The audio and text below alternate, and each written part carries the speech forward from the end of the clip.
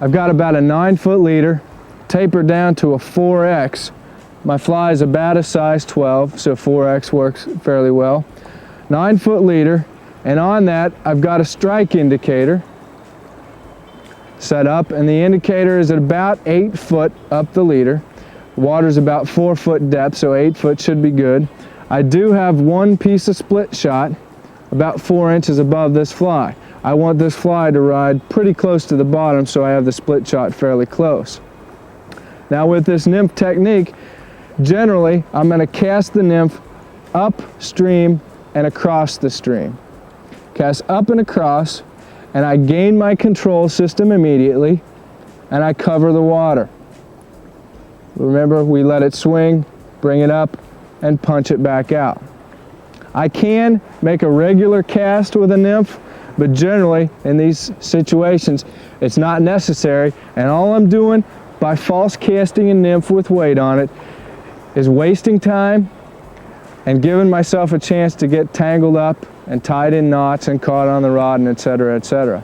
So let's take a look again at how we make this drift. With the basic nymph technique, again, I want to cast this upstream and across the stream, and I want to employ my control system, line under the finger, raise the rod, strip in any slack, gain my perfect inch, allow it to drift, and as it comes past me, I'm going to lower the rod tip. The way I would approach a piece of water like this, I'm simply going to imagine that I have a checkerboard laid out in front of me.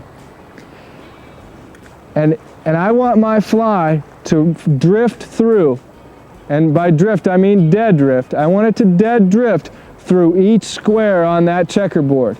Now obviously the water is fairly shallow between me and here, or me and 4 or 5 feet out, so from about the middle of the checkerboard almost all the way to the opposite bank, or the productive water that I can see, I want my nymph to drift through it. I will start closest to me, and I will work my way out to the opposite bank. And then if I'm working this way down the stream or that way, I will simply take a couple of steps up or a couple of steps down and repeat the process. On a river about this wide, I'll probably make 4 or 5, maybe 6 casts.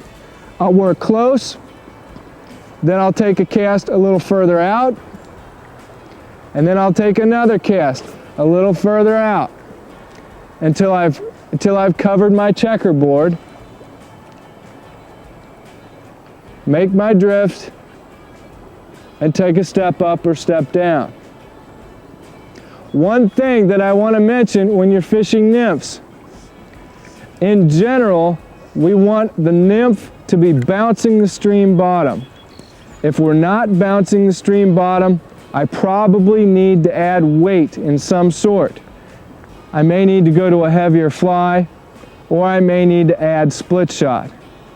Now, if I added split shot right here, and it was a perfect drift, and then I took 10 steps upstream and I started catching the bottom on every single cast, I would probably take one of those split shot off, maybe 2 of the split shot off, to the point where I was only hanging up on the bottom occasionally. Once I've covered this effectively, a few steps up, continue the process. If you like this video, hit subscribe. It helps out a lot. And check out these videos. We think you might like them too.